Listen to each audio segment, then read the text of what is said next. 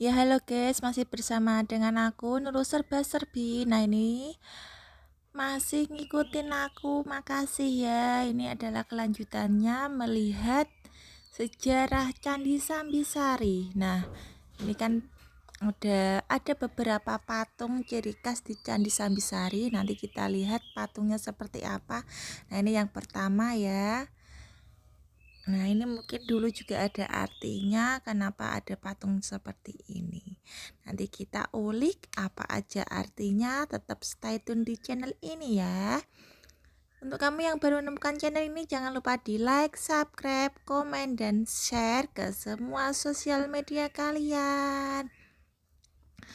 Nah itu tadi kan patung yang menghadap ke samping. Kemudian kita lihat lagi, ini tiap 4 pintu di samping kanan, kiri, depan, belakang ada patungnya ya. Kalau ini ada patungnya lagi seperti orang bertapa tetapi perutnya agak buncit, melambangkan orang-orang Hindu seperti dulu ya. Nah ya kita lihat lagi ada apa. Ini bangunannya juga ciri khas orang-orang Masehi. Nah ini ukiran-ukirannya.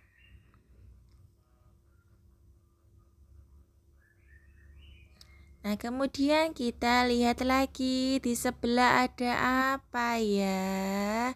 Ini pemandangan di samping pojok ya, dia akan diapit oleh tembok-tembok gitu. Nah, ini pemandangan di sebelah.